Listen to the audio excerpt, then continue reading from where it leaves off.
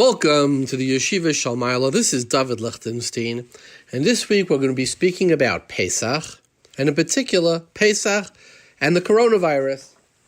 And our guest is going to be Hagoyin Rabbi Herschel Schachter, the Yeshiva Rabbi Yitzchok Elchonon, and some of the shilos we'll be discussing are, what's the minimum amount of cleaning you have to do for Pesach?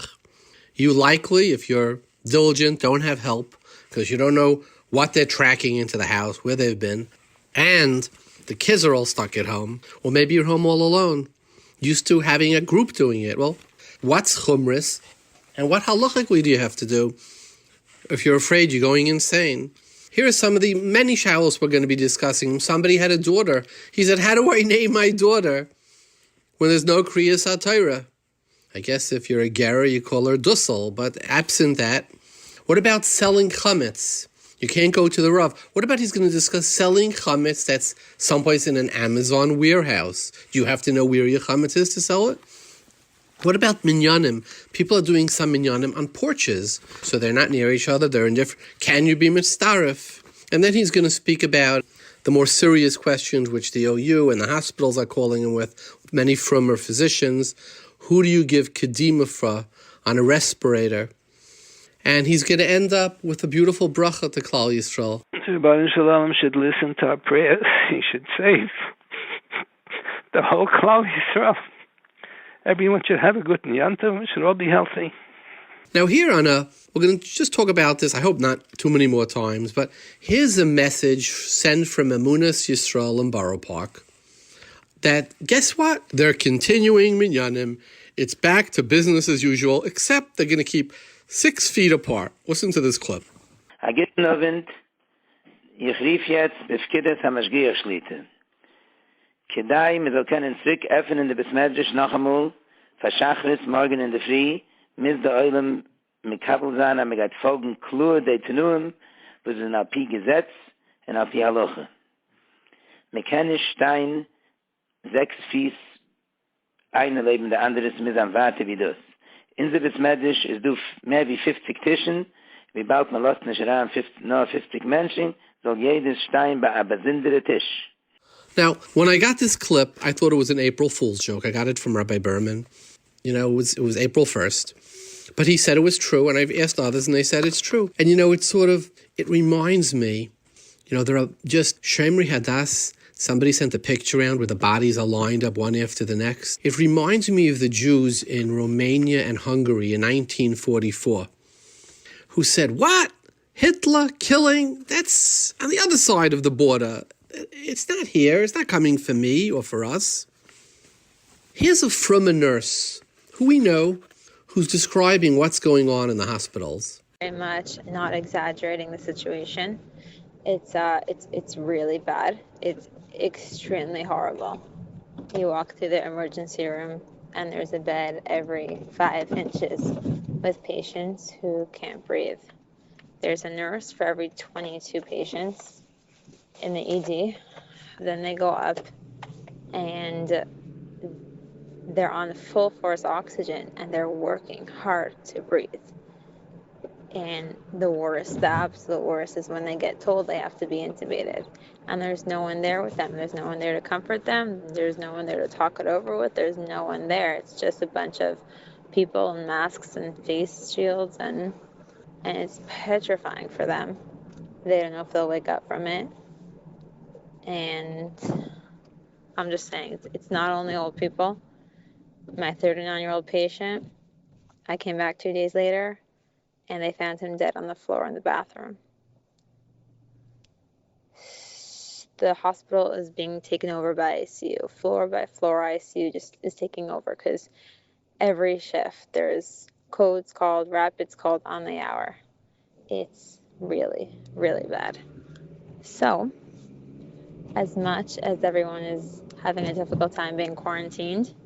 So, for anybody from Emunas Yisrael, if you see them, I would ask them the following things. I would say, you know, the Hasidim from his Avari sounds Hasidish, even though I understand it's both ways. Rabbi Wolfson is not particularly Hasidish. The Gemara in Baba Kama and Daf Lamed describes what a Chassid is. Amar Reb Yehuda, Hai man de boile mahavi Chasida. Somebody wants to be a Chassid? L'kayim milid in a zakin. Make sure not to damage other people.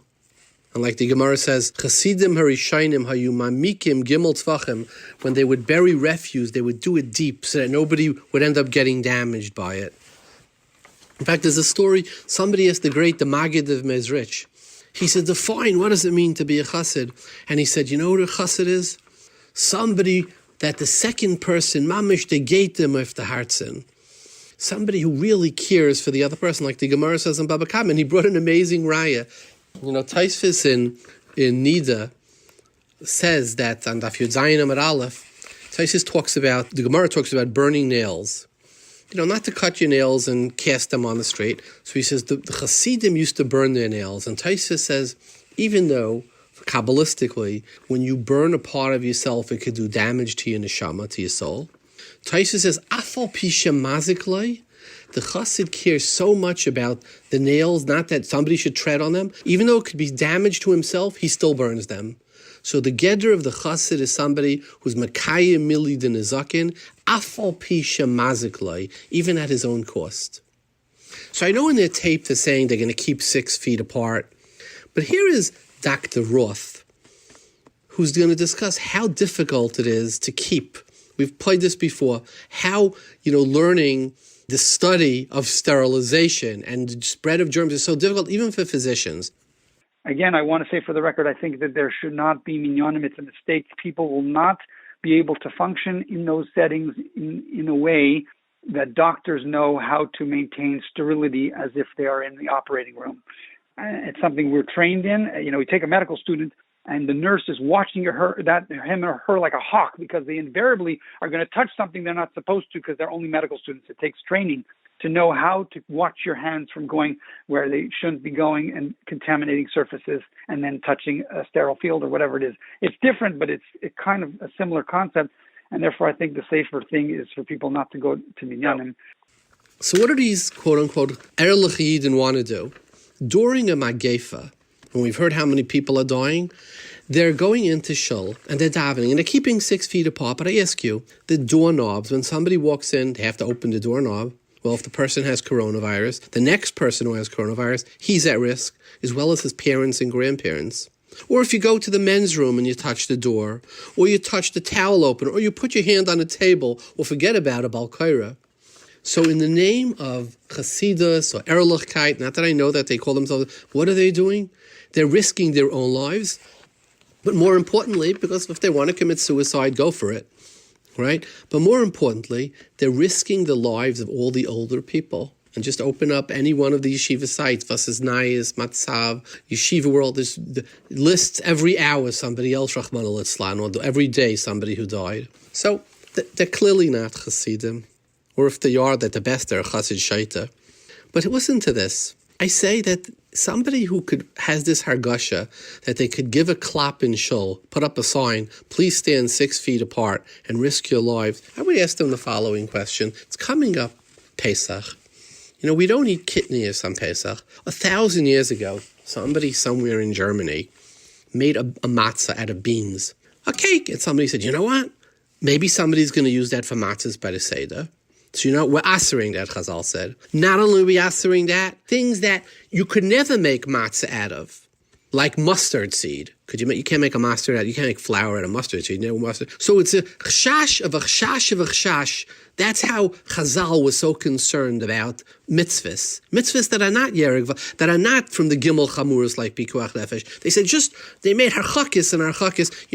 I'm sure everybody in Emunas Yisrael waits 6 hours like basa b'chalav. They're not like Yekis who wait 3 hours. The Torah says lo savashol gadi b'chalevi mai. So the rice to cook them came Chazal, and they said not only to cook them, even to eat them together.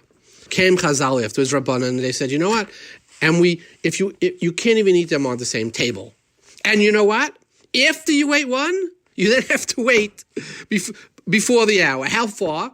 So the Beis Yosef says 6 hours. Drama says, no, just a few minutes. Then he says, you know what? And we're machmir an hour. And then he says, and we're machmir 6 hours. And you know we're machmir? We're machmir not only on basar, which is a daraisa, but even basar oif. Which midaraisa, there's no issa. You could eat midaraisa, cheese and chicken together, or basa behem, or basa chaya. So now we have on basa chaya, right? Not to eat on the same table. To wait not in between them, you can't eat them together. This is all not to be oiva, like savashal gadiba chalivim and achila. Now in pikuach nefesh, which is doicha kala Torah kul, except for gimel isurim, right? Here they're saying, come in, we'll give a clap on the table, we'll put up a petek. We have to have all these halachas by kitniyas, gibraks. 500 years ago, they didn't have, the ovens weren't good, so they used to come out half-baked. So today, gibraks and all the chumras. Here in Emunas Yisrael, they would just put up a petek. Muktzah on Shabbos, put up a petek. The Gemara says, they were mavatal shofar and lulav on Shabbos. The rice is Shemi Evi Renu. In Emunas Yisrael, they probably have a shofar and a lulav on Shabbos, and they give a clap on the bima. Here, make sure Shalai Evi Renu Dawal Damas. So it's against the milicha, it's the hepech of what the Maggid described Chasidus and the Gemara Baba Kamed as. It's the hepech of anybody who ever learned the Blat Gemara in their life, right? All the harchakis that Chazal put in. And on top of that, when you have the Gadol Adar calling you a roidif, and he says it's your mutter to moise them, so you have a whole kehillah that's Pirish Menat Sibur, Nishkin Chsidim, can Blat Gemara haben sie kemel nicht gelernt. Right? Oiver mamish goes against the hepech of Kol HaTorah. Right film that you could be Maisa. This is at the end of, this is what these people are trying to do. It's like somebody said last week, if they want to go to the mikveh and have a minyan, go to Shemer Hadas. There's a good mikveh there, and there's lots of minyanim, unfortunately. On a more positive note, here's something I saw. We're always trying to find something interesting. Here's a quote from Reb Shamshon Raphael Hirsch. When I read it, I said it's bizarre. And I'm going to read it in the translation. This is what Reb Shamshon, who everybody said, this Fasemes said on him, he said, his Yerushalayim sparkles from his cufflinks. Very interesting. Here's a quote from Chayrev. If I had the power, I would close all the shuls for 100 years. But don't tremble at it, Jewish heart. What would happen? Jews, Yidden, without shuls, they would desire to remain such and would be forced to concentrate on a Yiddish life and a Yiddish home. Yiddish officials connected with the synagogue at the shul would have to look at the only opportunity open to them to teach the young and the old how to live a Yiddish life and how to build a true Jewish home. All the shuls closed by Yiddish hands would constitute the strongest protest against the abandonment of Torah in the home and the world. I read this and I said, wow, how could somebody write this? Close the shuls? So I asked somebody who's arguably maybe the expert in the world on Rav Hirsch to explain it to us. Here's a guy in Rabbi Yitzchok Feldheim. Our mikdash is our bias. The table is your mizbeach, and you offer on there your zmiris, and your Shabbos sudas, and your sudas yomtov, and your aniyim b'nei beisecha, and then your living room, you'll curl up with a sefer, and it's kedusha in the bathroom, and it's kedusha in the bedroom. Kedusha was meant to live b'kedusha, to imbue your life with kedusha, not chas v'sholom to exile it to a special makom. This is an old shaila in Yiddishkeit. This is Hashem soiviv kolam umamali kolam. Does he surround the earth or does he fill the earth? Does he have a makom that he turns to us from? Or is he kvoidei molei olam? Is God transcendent or is he immanent? If he's transcendent, we go approach him in the mikdash and in the shul. And if he's immanent, we approach him in the house. And the answer is avada, that Hashem is both. And that he's soiviv kolam and malei kolam. He's elyoin and he has a dira b'tachtoinim. And that's what we do. But the home suffers sometimes. Rav Hirsch isn't the first person to say this. All the Nevi'im cried about this. Yeshaya said it more stark and with more passion and more drama. He's quoting the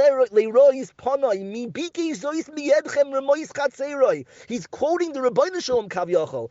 When you come to see my face in my shul, who asked you to trample my courtyards? Trampling courtyards, that's what he calls it. And he goes weiter. When you spread out your hands in tefillah, alam einai, I'm going to avoid my glance from you. Gam kisarbu tefillah, when you increase your tefillahs, eineni shoimeya, I'm not going to listen. What does he want? He wants limdu heitiv, dirshu mishpat, ashu chomoy, shiftu yosim, rivu almana, make your house makom kadosh. Yeshaya wanted a closed Beis Hamikdash and cordon it off with yellow tape. It's Yeshaya Hanavi. This is Rav Hirsch is echoing the voices of the Nevi'im for Doires.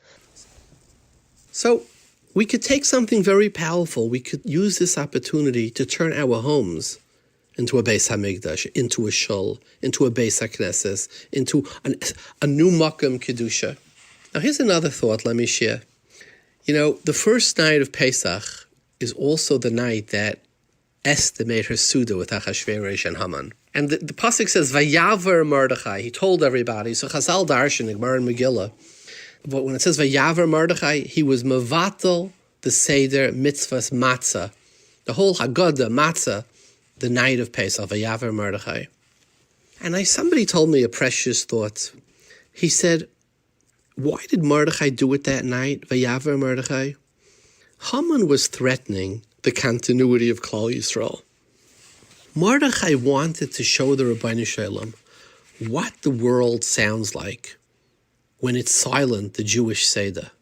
What is a world devoid of Afikaiman, Achilas Matzah, Dalad Kaisis? What does it sound like when there's no V'higadat Alabincha?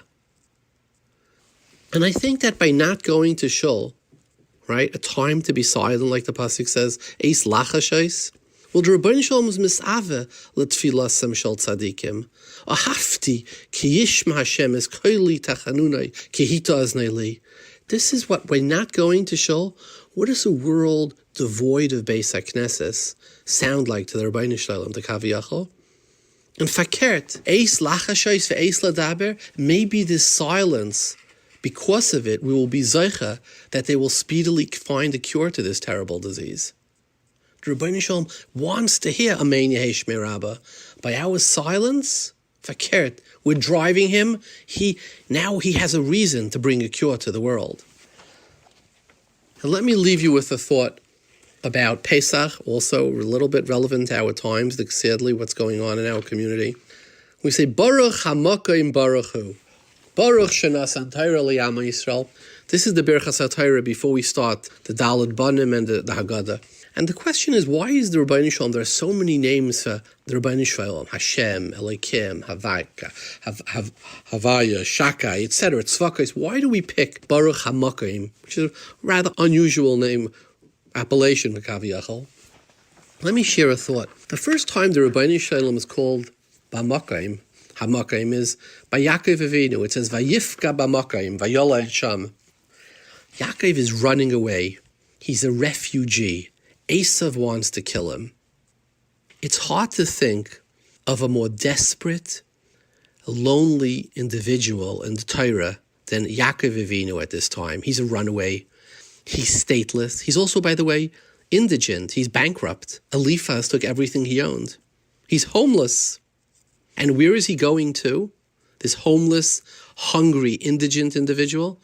Yaakov is Titain emes liyakos midas emes. Where's he looking forward to? Going to the house of Lavan Harami. Lavan, the scammer, the swindler, the fraudster. So imagine Yaakov at that moment. He's bereft of everything. He's a runaway. And what does it say at this total moment of loneliness, of despair? Vayifka b'Makom, in the place. And Chazal say, why is Rabeinu Shalom called b'Makom? Hu mekaymei shel olam.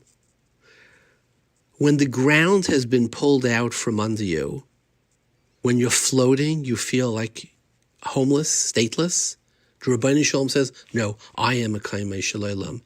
I always have, my arms are always open for you. You feel like you're falling off the world. Vayifka b'Makom. And when we're menachem and aval, which we sadly so much, we have to do it by phone these days, what do we say? Imagine these people, they're sitting shiva by themselves. They can't say Kaddish. The Levias they can't go to. What does it say? HaMakom Yenachem Eschem. The ground was ripped out from beneath your feet. Do you know that by Avelos we have Bechi, we have Dima. What does the word Bechi come from? Nevuchim heim b'midbar. They're lost. Dima comes from Lashon Dmai. Safek Moser, Safek Tevel. Confusion. Avelos is fraught with terror, confusion. What's my future? Almanes, Yisaimim, right? HaMakom Yenachem Eschem. Ma'ina Elokai Mikedem. On top of us rests, right? Elokai Mikedem. Sheltering us from above is Elokai Mikedem. Umitachas, what's under us? Zroyos Olam. Arms that embrace the world. You feel like you're falling off the world? There's no understanding of what's going on. The Rabeinu Shalom's arms embrace those who fall off the world. Hamakim Yenachem Eschem. And the same thing by the Daled Banim. 3 out of the 4 Banim aren't so good. There's the Chacham. Everybody loves their son, the Chacham. There's the Rasha. Not good. The Tam. The She'eni Yedei Elishal. The Rambam calls him the Ben Ashaita. I mean, how many parents sit to the Seder, sadly, and it's the Posek. V'hoya ki yishalcha bincha machar. It's the new age. It's the millennials. We don't understand them, right? V'gadata labincha when? B'yayim hahu, some future date. I don't understand my child. How can I help? He doesn't listen. His battles are different battles. His trials are otherwise than mine. How do I love and cherish those that are so variant from my sense of understanding? How do I take meaning? How do I apprehend them? What does it say? Baruch HaMakayim. You don't understand them? The Rabeinu Shalom understands them. You feel like they have no place? They do have a place. Sometimes you feel like you're falling off the earth. Mitach Azraya Zaylam. Under us are Azraya Zaylam. I heard a word from the Belzarav. It says, Oz Yashir Maisha. So the Rashi says, Mikan l'tchias hamesim in Atayra. So the Belzarav said, this is a really strange place to teach us tchias hamesim, Oz Yashir Maisha. So the Belzarav, who lost everything in the war, family, his wife, his children, he left with no children. His nephew took over. He said, it says, Chamushim alu b'nei Yisrael me'eretz Mitzrayim. So Rashi says 1 in 5. Imagine 80% died. They're sitting there at the other side. They escaped. You think they were so happy?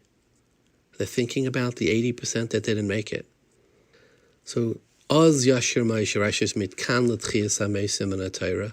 We don't understand that there will be a tchias hamesim. They will rejoin us. Mikan l'tchias hamesim in Atayra.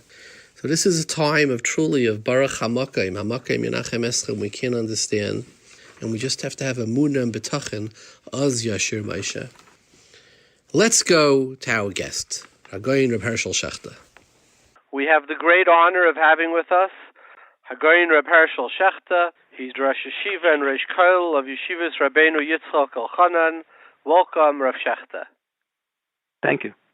So, we saw a tshuva that you wrote about a tziruf leminyan, and I know that there are communities that have this, that where everybody's sitting on their own merpeset. Actually, a guy from Lakewood told me that's how they're saying Kaddish. Everybody's in their own merpeset, so there's no danger, they believe, and therefore they're mitzaref to a minyan. So what is Rosh Yeshiva's opinion of this? If you look in the old classical poskim, they're all mekel. The Mishnah in Brachas on Daf Nun says when you bench mezuzah, it sounds like it says in the Mishnah, if you have 5 people in one room, 5 people in another room, and some of them see each other, so they're mitzarfim to zim and asara, so the same is true for a minyan. So the classical poskim sound like they say like that. In the Mishnah Brura, and I think it's a Siman Nun Hey, the Siman about being mitzarf to say Kaddish, by Shachris before Baruch She'amar. So he also says like that. If you have a big Shas Hatchak, he can be Mekel. And he's relying, the Mishnah Berurah is quoting this from the Sharet Shuvah, who's quoting from the Chido and so on. But the second Chelik Mishnah Berurah was the son of the Chafetz Chaim writes in his biography of his father that appears in the 3 volumes that they call Kisvei Chafetz Chaim. He says the different parts of the Mishnah Berurah were written by different members of the family, different people, and the Chafetz Chaim was the general editor. So he explains sometimes there are contradictions between the Piskei Mishnah Berurah and one Chelik and another Chelik. He says because they were written by different people. So when you look in the second Chelik Mishnah Berurah, when he talks about the dinim about being mitzaref to a mezuman, so there's a long bir halacha there. I think it's in Mekuf Tzadikei, and he's not happy at all about this, even by benching mezuman, 5 people in one room, 5 people in the other room. He thinks that it's mistaber not like the Rashba. Even by mezuman it doesn't work. You have to have 10 people in the same room. And he says the Vilna Gaon holds like that, and the Rashbash was an earlier Achron. son of the Chuvas Harash Bates. He thinks that we shouldn't even use it for bench and mezuzah, even for 3. He says, if you have 2 people in one room, 2 people in another room, he thinks even then they're not mitzdarfim to a mezuzah. The din only is if you have 5 people in one room, 5 people in the other room. So the din is that you don't say Shemeh Ka'oineh. The Ran in the end of Rosh Hashanah, Ran on the Rif in the end of Rosh Hashanah quotes the Yerushalmi, that there are 3 areas where we don't allow Shemeh Ka'oineh. One is by Kriya Shema, Kabbalah Samach Shemaim, you should say on your own. And one is by davening. If you need parnasa, you need a refuah, you need a shidduch, you want to be blessed with children, so you should ask the Rebbe Shalom Yisrael. You shouldn't rely on Shemeh Ka'oineh to just listen to someone else daven. And the third one is eating food. When you eat food, you should say your own bracha before and after.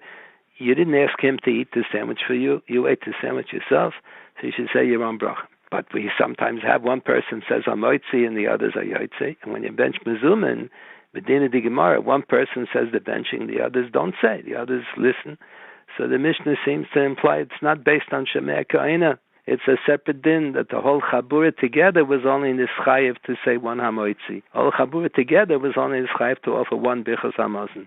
So if you have 5 people, in one room, 5 people in the other room, you really shouldn't be able to say Shemeh Ka'oineh. One person from one room is going to bench out loud, and all 10 are going to be Yotzi. The 5 people in my room, we're going to bench Mezumin. That's the din. The whole Chabura became obligated to offer one benching together. But the 5 in the other room, they're not part of this Mezumin from this room. So that's all the Mishnah said. If you have 5 people in each room, and each one constitutes a Mezumin on their own. So if they would bench Mezumin, one could bench to be Mitzi all 5. And if they'll bench Mezumin, one can be Mitzi all 5. So if one benches, even the other 5 in the other room can also be Yotzi. But if you have 2 people in one room, 2 people in the other room, the Mishnah Berurah holds like the Zon Goyen, and even that's not mitzdarfim. Even that's not mitzdarfim. Forget about 10 people and not mitzdarfim yet. So once you have a stira in the Mishnah Berurah in Nun Hey and the Mishnah Berurah in Kuf Tzadik Hey. Yeah. So if you would say Safik Brachas Lekula, and you should, since it's a stira, we should not do it. Is that correct? I think so. There's a big difference between the first Chelek Mishnah Berurah is like a glorified Shari Tshuva. The other Mishnah Berurah, the other volumes are very lumdish with Bir Halachas and going through the Rishonim and the Mekayros, much different from the first Chelek. First Chelek is a bit weaker than the other Halakim of the Mishnah Berurah. I think so. Right. So let me ask you in general a question. Somebody who davens with a minyan, Reb David Cohn said in a letter, and he told it to me, he said it's not a mitzvah ba'avera, it's a cheftza shalavera, because of the spread of disease. Yeah. And he was besupik whether you yaitz tefillah at all. Maybe since it's a mitzvah ba'avera, you would have to daven over again. Wow. And I'm curious, what's Rosh Yeshiva's opinion? If somebody went ahead, and let me make it even more. I was speaking to a physician yesterday, it was 2 days ago, trying to get somebody attention in one of the big hospitals in New York. So this physician said, tell me, he said, so your friend probably got this while praying with a minyan or at a wedding. Which one? Why do you want me to put my life at risk for this fellow? Because he davened with a minyan or because he was at a wedding? The amount of Ava, besides the Pikuach Nefesh that this is being Gairim, and besides the Mitzvah Ba'Avera, and besides the Ava, I want to know, with all these Averas, does he have to daven again? What would be Rosh Yeshiva's opinion? It's a serious question. I seem to remember, I think there's a tshuva in the Maharam Shik, that a fellow had a chazaka for years and years, he was about to kill. Then he developed, I think, a heart condition. The doctor said, B'shum Oifen, he shouldn't blow shofar. It's a sakana, he can get a heart attack. And he didn't listen. And he blew shofar, and he survived, and everybody survived. He thinks that he raises the possibility that Tzibur is not Yotzei. He says, maybe the Tzibur was not Yotzei, because he did so like he did. Woo! Like the Be'er Allah says in Siman Yud Beis. Let me ask you another question. If a guy davens with a minyan or goes to a wedding, and the doctors are saying you're putting your life at risk, right? And putting other people's lives at risk. And putting other people's, and he taka gets it, and he dies. I would want to know whether he has a din of a ma'abedat smiladas, and you shouldn't sit Shiva for him, you shouldn't say Kaddish for him, and you should bury him separate in the Beis HaKfaros. What does Rosh Yeshiva think? A lot of times people commit suicide from depression. So a lot of Achreinim HaMekel, Ma'aber Atzma L'das, means Kederach HaPhilosofim, that they decided philosophically that life is not worth living, and that's why they committed suicide. But if he's Ma'aber Atzma Shelo L'das, because he was temporarily, he was in a state of depression, so that's not called Ma'aber Atzma L'das. Only Kederach HaPhilosofim. So over here, it's not Kederach HaPhilosofim. He thought that he's doing a mitzvah. He didn't realize how serious the situation is. People still don't realize. Yeah. Right. Would you say that somebody who makes a minyan has a din of a Meitzer Harabim, that the Shulchan Aruch and Shin Peches sort of give the din of a Raidif? Yes. The Rabbanim asked me, are they permitted to call up the authorities and report them? I said, yeah. This says in Shin Peches. Yeah, that is correct. Let me ask you another question. A lot of people are cleaning for Pesach under extreme duress. You know, it's the first time they're ever making Pesach. They usually go to their parents. I spoke to a fellow just before. He said his wife is falling apart. They were supposed to go to their parents. She never made Pesach before, besides the fact that they don't have the kalim, they don't have the money, etc. And there's no help, obviously, because nobody wants to bring help into the house because they're in self-quarantine. Sure. And people don't live in the one-bedroom houses or the two-bedroom houses like they used to live in Europe. What's the minimum cleaning you have to do for Pesach? I know we're used to, the rooms are shut off already months in advance, and the Weiber kratzen the vent. And Yeshiva tell the women, give us a psak. What's the minimum you have to do? Maybe you're not feeling well, maybe your husband's not feeling well, maybe the kids are crawling on your head, you're going mishuga. What's halacha and what is minig, chumrah, hidur? What's the minimum you have to do? All the minhagim are beautiful. It's all mishum chumer, the chometz. Everything is beautiful, but mikar din. The din is a pirurim a bottle. If you have crumbs on the floor that no one's going to eat, so that's a gemara says pirurim a bottle. You don't have to. It says in Shulchan Aruch, you don't have to scrape the ceilings. You don't have to climb the walls. These are all chumetz. You have to look in the cabinets, make sure there's no chometz. Look in the pockets of the coats and the jackets. Sometimes people leave candies there that are taka chometz stick. You have to look for real chametz. That's all, real chametz and real taruvas chametz. But crumbs you don't have to look for. Whatever is rubbed into the floor, we don't have to scrape the floors. If it's shonim kitikunim, if everybody's healthy, you should. If that's your minig, so scrape the floors. All the minhagim are beautiful. But if the people are just exhausted and it's too much, so they don't have to make themselves crazy. So all look for real food. That's royal. Yeah. Yeah. The vacuuming for crumbs, vacuuming in chairs, vacuuming in seats, vacuuming out the cars, all the vacuuming that's for pirurin, and it's less than a kazayas. It's something you don't see. So Gemara says, I think it's on the Vavam at base, pirurin memelin is battle, right? So you're saying for that, ikar din you don't have to do. Right. If it's too much, if a person feels too much, you shouldn't do it. Okay. Look about kidneys on Pesach. A lot of people are saying, they want to take vitamin C, they want to take vitamins, and a lot of these vitamins have kidneys. What's the halacha to kidneys in vitamins, where it's most negeya? Strictly speaking, there are more kidneys is bottled b'rayv. If the kidneys component in the food is less than 50%, so strictly speaking, it's really bottled. You should try to avoid using it anyway, because some say that your decision to eat it is a violation of Eimel Batanis L'Chatchila. But if a person wants to strengthen his body to make sure he doesn't catch this sickness, he wants to take vitamins, and so he can take vitamins without the kidneys. But if the only vitamins that he has available are with the kidneys, so strictly speaking, it's really mutar. Right. So Rosh Yeshiva is saying that. And in order to, we have a minig that you wait 6 hours between fleishiks and milchiks.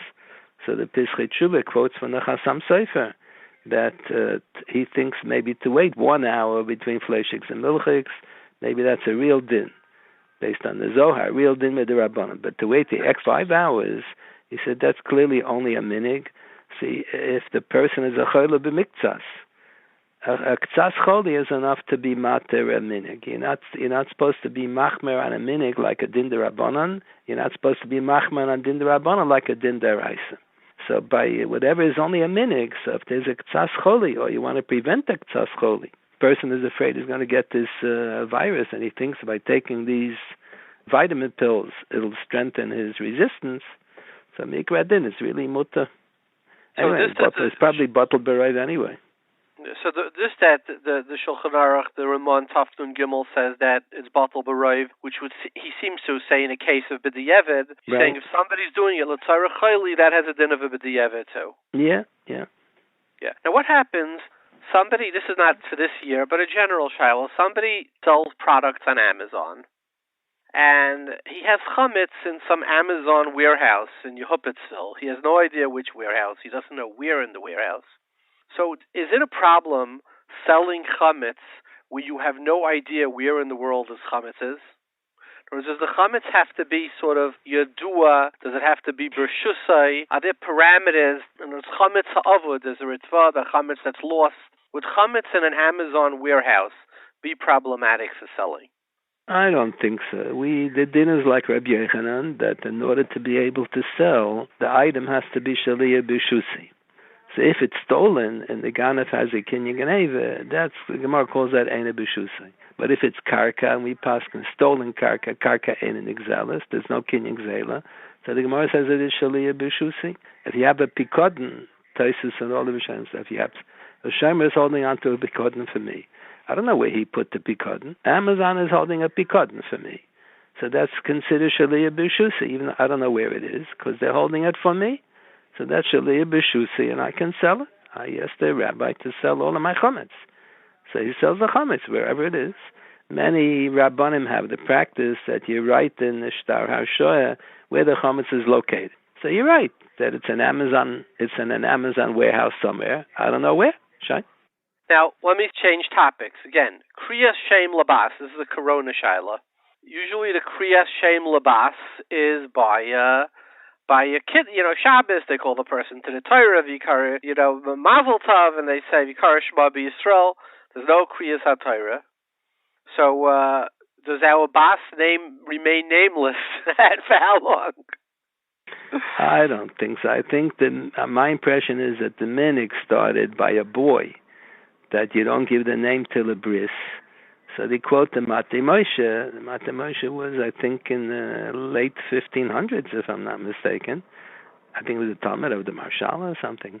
So the Matei Moshe says when the Rebbeinu Shalom gave the mitzvah of Mila to Avraham Avinu, that's when he changed his name from Avram to Avraham. So when we do the bris, that's when we should give the name. So it started off as a minig by the boy. So then it looks like the girls don't have a bris, so they're cheated. You just give them a name just like this. So they made a shtickle ceremony. So you get an aliyah, the father gets an aliyah, he's a mishabech. But it's not a real din. It's a minig on top of a minig to give the girls equal kavod that we give to the boys. So if there's no, let's say if a baby boy is not well and you have to postpone the bris. So Moshe Feinstein writes in his Chuvas, we should really give the baby a name before the bris, so we'll be able to be mispawel for refuah. Instead of saying Tinek ben Huisha Rivka, you say Eliyahu ben Huisha Rivka, whatever name we're going to give him by the bris. So sometimes you give the boy a name also if you're not going to have the bris on the Yom HaShmini. So if the girl also, if you're not going to get an aliyah in the immediate future, so you give the girl a name also earlier. It's not ma'akiv. Yeah. Okay. By the way, I'll just tell you something. My son-in-law Eliada had a baby boy, and he was mechabed me with Kriyas Hashem over Zoom. There was beautiful. A few people by the bris, and I was with Kriyas Hashem over Zoom. Oh, just now they had a baby. Mazel tov. Yeah. Yeah. So you mentioned the Matei Moshe. So there's a famous psak from the Matei Moshe that the Mishnah Berurah in Siman Nun Vav brings. He says that you're not allowed to speak during Kaddish, and the Matei Moshe brings a story about a Talmud who came to him with a kesem b'mitzcha, a stain, like a red mark. Why? He says it's because he spoke during Kaddish. So Magen Avram, the Knesset Gdola, but the Mishnah Berurah also brings it. So I want to ask you, Stam Mishael, a lot of people today are missing Kaddish, and it's very heartbreaking because you have people who are never being nifta. There's nobody bad at Levaya. They're having problems with kfur. I just spoke to somebody today. He said they didn't know what to do. The Beis HaKfar said they're only going to accept him if he's wrapped in plastic, which is very problematic, la halacha. But, you have children, they can't say Kaddish for a parent who died. Does Rosh Yeshiva have any eitzah for this? I remember when my parents died, I traveled to Eretz Yisrael like normal, and I missed Kaddish a few times. I wasn't so concerned. All Kaddish is to be paid to the parents from Gehenna.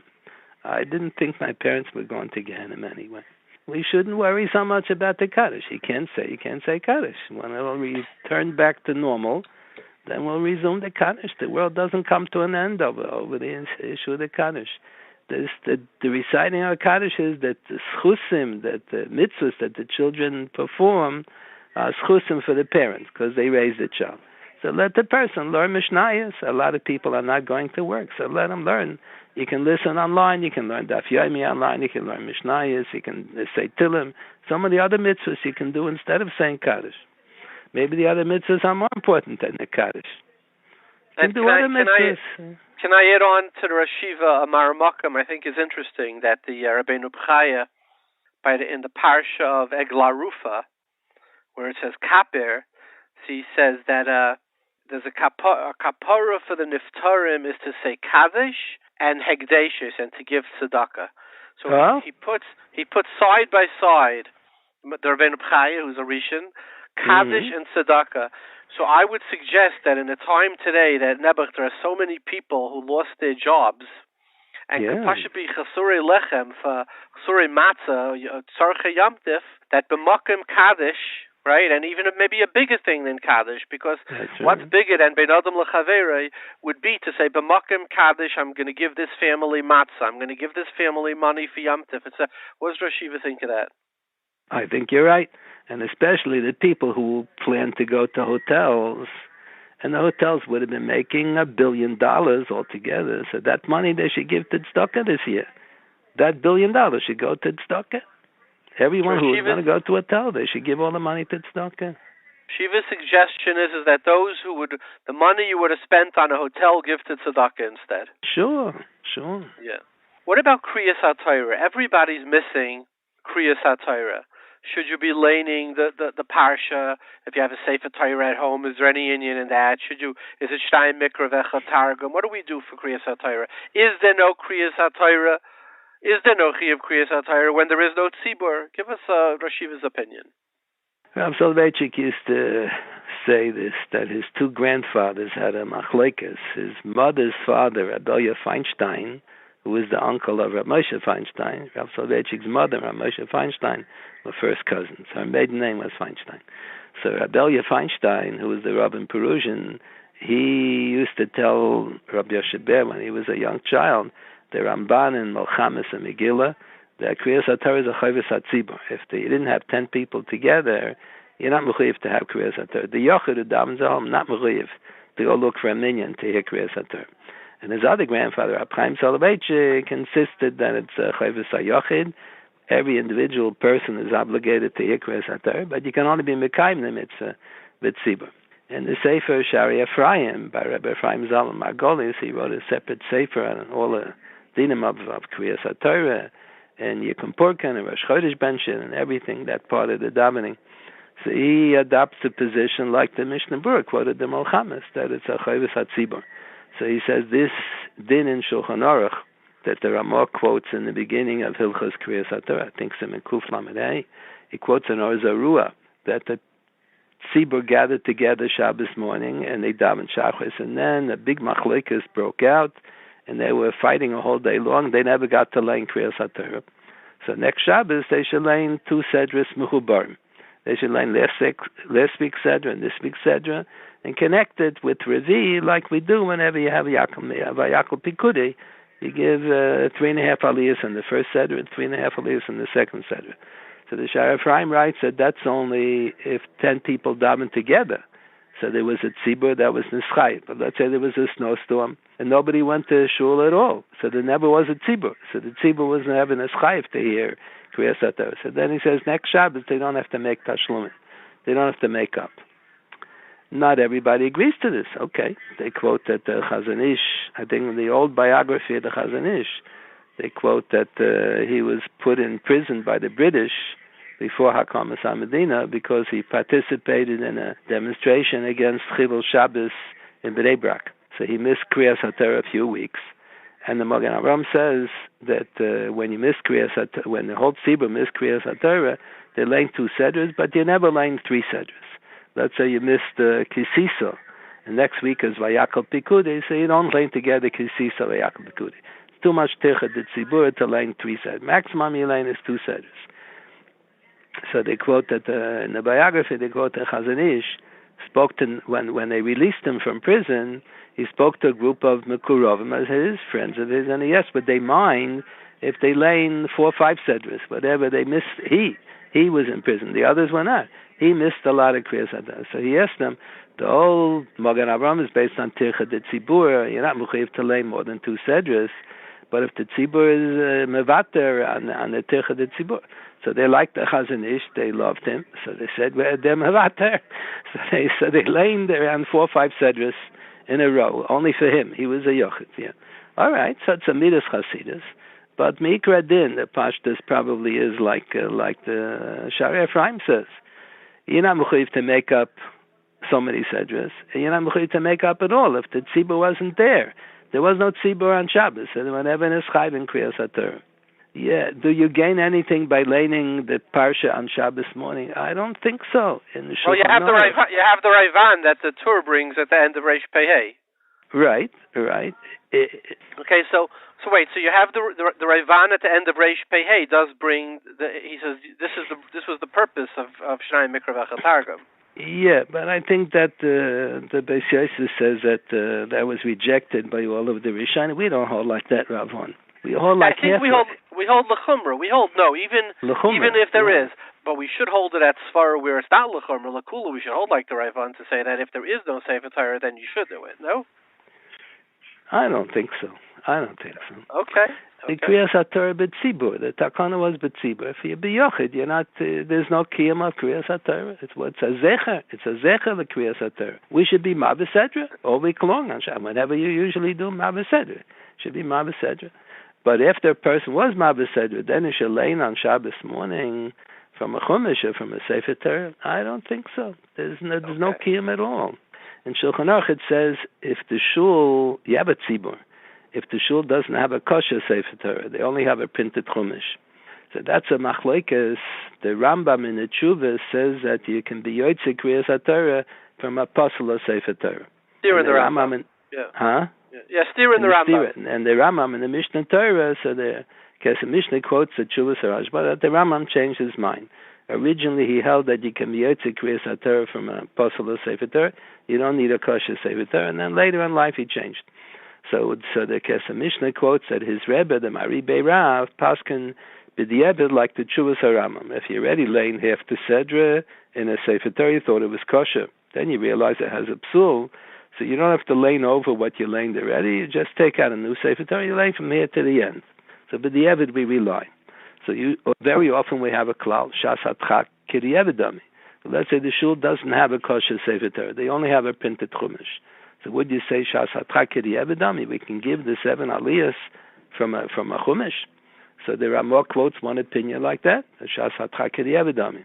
And then the Mishnah Berurah says the Haskamas Achrayim is like the second opinion in the Ramah. You don't always say Shas HaTchak K'di'evedami. Here we wouldn't recommend that you should lay with brachas.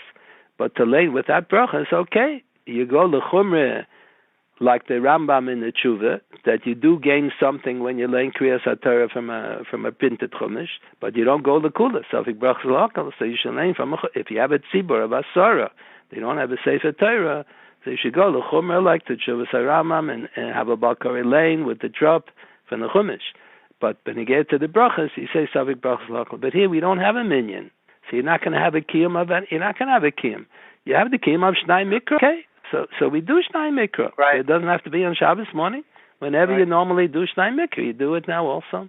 That part of the Ravon, I don't think we hold like that part of the Ravon. Okay.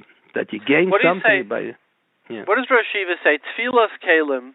Everybody's afraid to go out. A lot of the mikvahs are closed.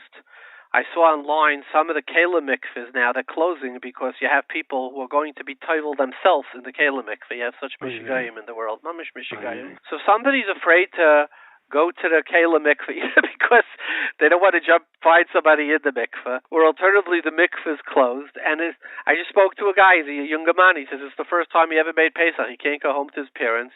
They're sitting with pots and pans. What's the eitzah? What do you do? They used to, when Rav Soloveitchik was a teenager 100 years ago, there was a big discussion in the Gdolim at that time. What do you do in such a situation? So they quote in the Swarm that the Chechnover Rebbe was of the opinion, if I buy a kli from a nochri, kli suda from a nochri, and I'm mechuyev to do tefillah, if I'm after it, so it no longer belongs to me, so you're not mechuyev to do the tefillah skelim. And then a step further, he held that even if you zech it back mena hefker, it's a chiddush al gabi chiddush. Even if you take it back mena hefker, you're still not mechuyev to be toiveled. Only if you took it if you gained ownership directly from the nochri. But if you bought it from a nochri, then you were mafker, then you kind of zech mena hefker.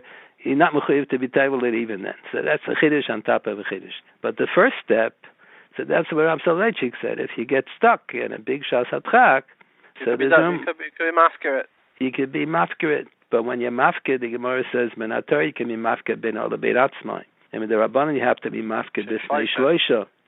So you have to why b'fnei shloisha. So the Gemara says, in order that one person should be able to be zeichem and hefker, the other two should be able to serve as eidim that he didn't steal it, that it's legitimate. So here, Mr. you should call 3 people on conference call.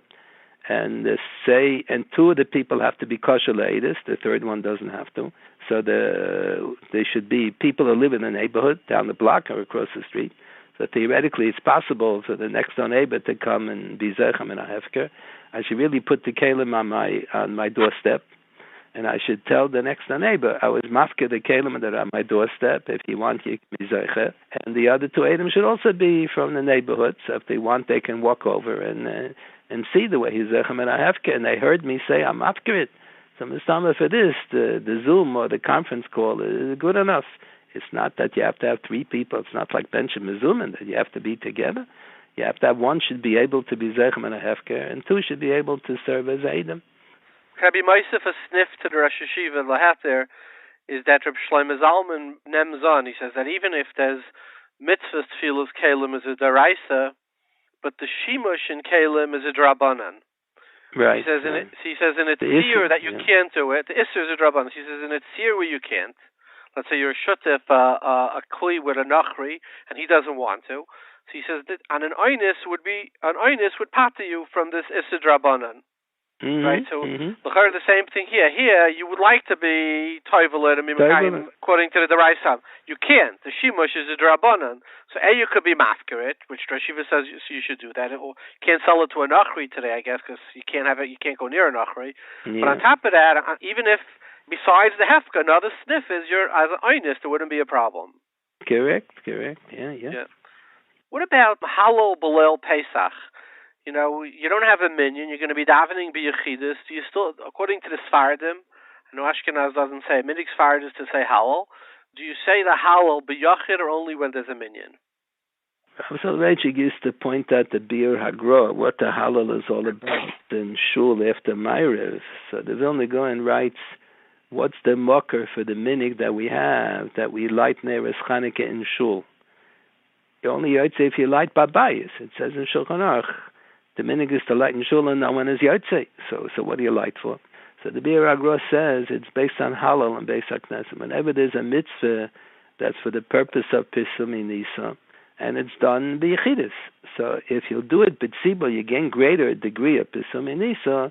So that's what it says in Masechah Sofrim. You should say the halal. We're going to say halal in the Seder. The halal is for the sake of Pisum Nisa, Yitzias Mitzrayim. But if you say it in Shul, after Ma'ariv, there are going to be many more people in Shul. So you'll gain more Pisum Nisa. So that's why the minig is you say it in Shul. So that's the same on their Chanukah. But over here, you're going to say halal in the Seder. So what are you going to gain by saying Nochem al halal before? You're not going to have more Pisum Nisa. Even if in my family, let's say I have 9 sons, and the father, and they have a minyan, and they talk a davening. They're davening together with a minyan. They're saying Kaddish Tizkabel after Ma'ariv. But it doesn't make sense that they should say Hallel on Leil Pesach. There is no greater degree of Pisumi Nisa. It's the same 10 people who were there by the Hallel going to be there when they say the Hallel in the Seder. You're not gaining extra Pisumi Nisa. The minig only is to say Hallel in Shul when there's going to be more Pisumi Nisa. But if it's not, it's going to be no Pisumi Nisa. You don't have 10 people together. Or if you have 10, the same 10 people are going to have the Seder together. So you're not gaining any added Pisumi Nisa. So the whole minig of saying Hallel doesn't apply to Kihai Governor. Yeah. Now what about, I see that Yeshiva wrote up Pesach that the halacha is that a woman, after she goes to the mikveh, is not supposed to take a shower. But today they're hyperchlorinating the water, the mikvahs that are open l'nashim because of the coronavirus. So it could be very unpleasant not to take a shower afterwards. What's Rosh Yeshiva's opinion? Rabbi Moshe Feinstein has a tshuva where he writes that Me'ikar Adin we really paskin like the Tosis Rid. There was a Ruah sent a Shaila to the Tosis Rid. So Tosis Rid said the whole thing is incorrect. This whole interpretation based on Rashi's comment on the Gemara that if a person is tummy and he goes to mikveh and then he takes a shower, it undoes l'mafreya the tefillah in the mikveh. The whole thing is only for tumah v'tara, not for l'bayla. But the Orzarua says this was such an old minig ingrained by the Bali Atesus, so he can't be mevater on the minig. But it's mikra din. It's only a minig. Mikra din. There is no such din. So Ramosha says if a woman finds it very extremely uncomfortable, she's an istanis, and she finds it uncomfortable not to take a shower, so then it's mutas. Other Rabbi here we would recommend it because it's safer if she takes a shower. Let's say some of the doctors or the nurses when they come home, so they also recommend. They were in the hospital the whole day and they're exposed to this sickness. So the government requires that they should take a shower. Mitam Sofik Sakana. So they should really take a shower even if they come home on Shabbos. They should take a shower. Even though we usually don't, even if you have to have some warm water in order to enable them, it's a Sofik Sakana over here. So I think even they should turn on the hot water kalachayad, okay, but they should take a shower. You're saying the nurses who come home from the hospital or the doctors, even on Shabbos, should take a shower by doing it kalachayad, while also safek sakana. Yeah. A sake of safek sakana is decha kola terakula. So whenever you come in Mamaita, you should. So they're not going to be able to take a shower with cold water. That's extremely uncomfortable. So they have to turn on a little hot water to make it bearable. If they can take a cold shower, is better. But for those people who can't, so you have to be matter for them. They should turn on a little bit warm water. So do kalachayat if you can. Yeah. Now, what's happened this year? Nobody's going to be taking a haircut for Yom Tif because the barbers are closed. Right. Now, the halacha is if somebody, let's say, got out of jail on Chalamayid, the Gemara in Moed Katan says you're allowed to, Hilchas Chalamayid says you're allowed to take a haircut. What would happen if, I don't know, they say, God willing, in 30 or 60 days, this thing is going to be over, but everybody's going to have long hair. They couldn't take a haircut before Yom Tif. Would it be mutter to get a haircut during the Sfira? During the Sfira, yeah. So Rav Soloveitchik used to shave during Sfira. When he was in the younger years, he used to just have a beard, Van Dyke. He used to shave on the side. So he used to come in every week to the yeshiva. He used to shave. So he explained why. He said that every minig has to correspond to some category of halacha. So there are 3 degrees of Avelis, the Shiva, the Shloshim, and there's Yud Beis Chodesh. So it says in the Shulchan Aruch that the minig is that we observe Miktzas Avelis in Sfira. What's Miktzas Avelis? So he says that it should correspond to Yud Beis Chodesh. So in Yud Beis Chodesh, the din is that you're not allowed to take a haircut until you reach the point of Ad Shigar B'Chaverav. If it really looks bad. How much is Yigar B'Chaverav? So the Ramah says, if you haven't taken a haircut in 3 months, it doesn't mean 3 months into the Avelis.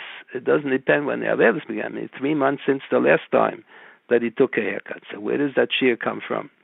So Moshe Feinstein writes, he thinks that what the Ramah means is you have to wait twice as long as you usually wait. So the Ramah, in the days of the Ramah, the minig probably was that people took a haircut every month and a half. So if we wait twice as long, 3 months, then it's called Yigar B'Chaver.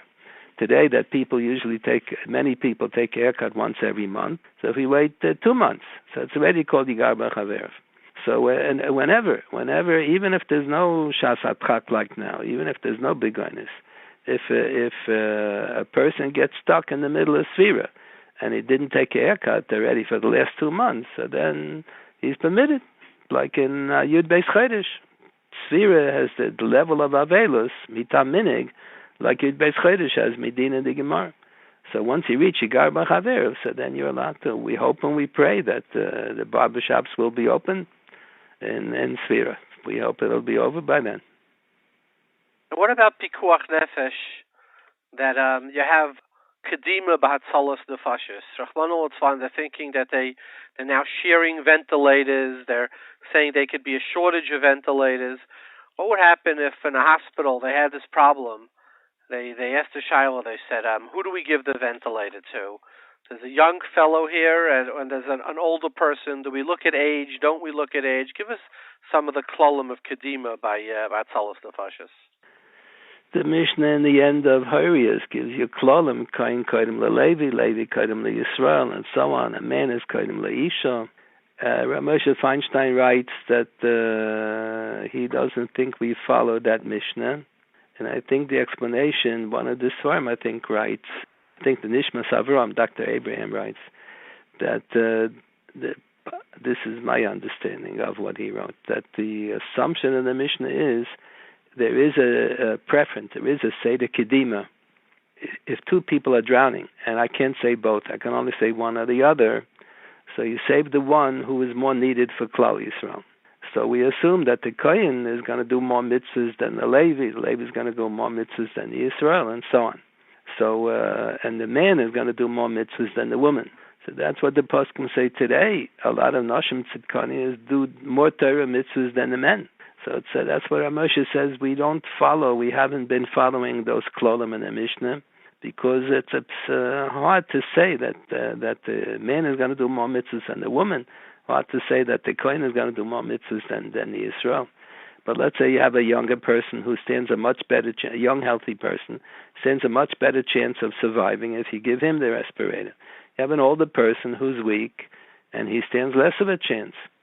So for the purpose of Klal Yisrael, the younger person, you make a cheshbon. The younger person is going to do Torah mitzvahs for a longer period of time. The older person, even if he does survive, how many more years is he going to live? I'm from the older person's club. So in such a situation, you should give the respirator to the younger person. If you have, let's say, one person is much higher chance of survival than the other, so you give the respirator to the one who has a higher chance. If they already they only have one respirator left, and they gave it already to the Zaken, Mesukan, the Choila, and now a younger person comes in, so then you're not allowed to take the older person off the respirator. That's the klal ein durch nefesh mipnei nefesh. You're not allowed to do ritzicha on one person to save another person, even though the cheshbon lechatchila would have been like that. If they were both come b'vasachas, we would have given the respirator to the young person who stands a better chance of survival. But if by mistake they gave it to the older person, they weren't thinking what's going to happen in the future. They weren't thinking. So then a younger person comes in, so then you're not allowed to take off the respirator. That's ritzicha. If you kill a goyses b'dei shamayim, that's a mamish ritzicha, yechayv misa for that. Now it's interesting, Reb Moshe himself, even though he writes that we don't hold like that Mishnah, in Choshen Mishpat and Chelik Beis and Ayin Hey, he says that Rabbi Refuah Lezakin Muflig, and he says in Yeshua is Chashiv Ezel and in Kedima Mistava She'ein His Chashiv. He says we don't look at age, even though Rabbi Yankiv Emden in the Eitzar HaTov does disagree.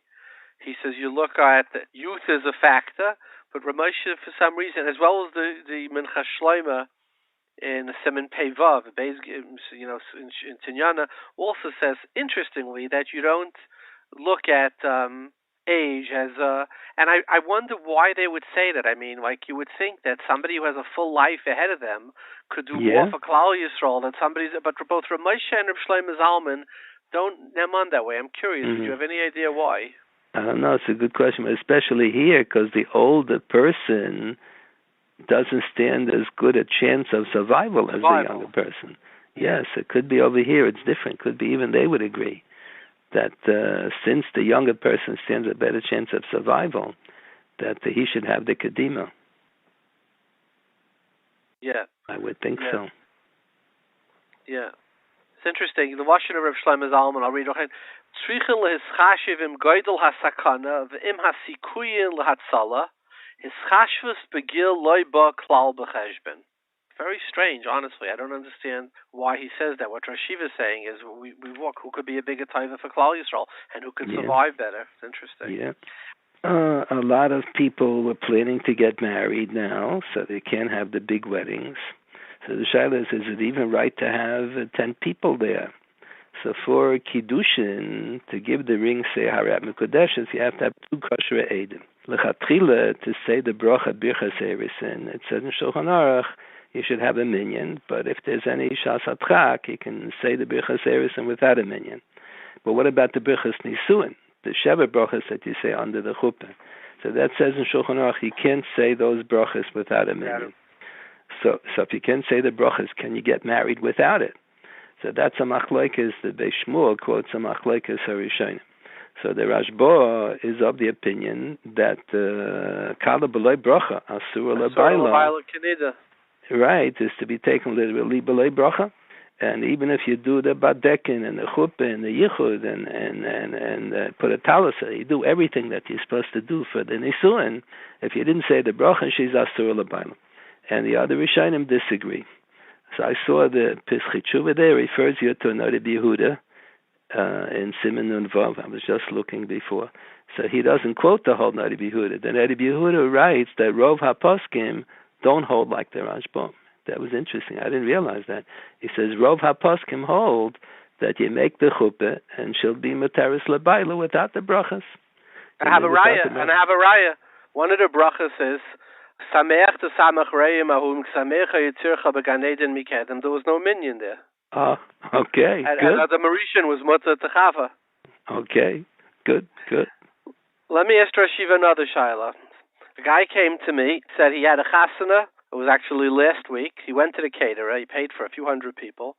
And he said to the caterer, I'd like to move the wedding. So the caterer said, listen, you put down a deposit for, a big deposit, half.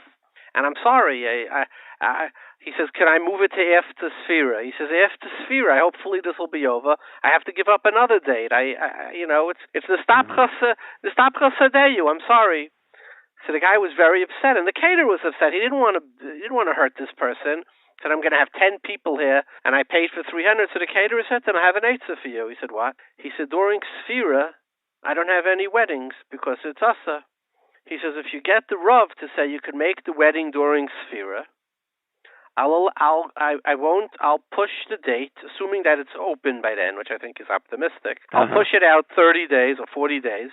I'll make it during a day before Lag Baimer when I anyway couldn't sell, right? Or after Lag Baimer, whatever, a date that I couldn't sell, and I'll do it, and I won't charge you anything. I'll charge you the same thing that you don't have to lose any money. Right. So the shaila is, doing a chasana during Sfira is just a minig.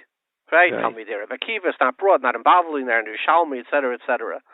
This person is going to have a Hefsid Meruba, A, and B, even if he has 10 people, it could be Geirim a Sakana. In the end, he had like 20 people there, which is a Sakana. So should we say that B'Shas HaTchak, not to be Machtas people into Sakana A, B, not to cause a Hefsid Meruba, we should allow the caterer, this guy, to move his wedding into Yemei Sfira. What would Rosh Yeshiva's opinion be? My impression is that years ago, there used to be a lot more lenient about chasanas and sfira. Whenever there would be a shtickle shas hatchak, they would have a chasana and sfira. Let's say a guy's going to the army. He wants to get married. He wants to have a pas besal. He wants to have his wife. So I think there used to be makel to have weddings in the middle of sfira. Whenever there was a shas hatchak, ein l'chol shas hatchak godel mizeh. That's a hefsid moment, yeah. I think there would be room to be lenient, right? could Yeshiva be Messiah with a bracha that all of us need at such an it's Eist Tzarahi L'Yakov Mimeni Vashaya. Yeshiva could give us all a bracha. So Rabbanu Shalom should listen to our prayers. He should save the whole Klal Yisrael. Everyone should have a good Yontiv. We should all be healthy. Amen. Thank you very much. Thank you. Thank you. Bye-bye.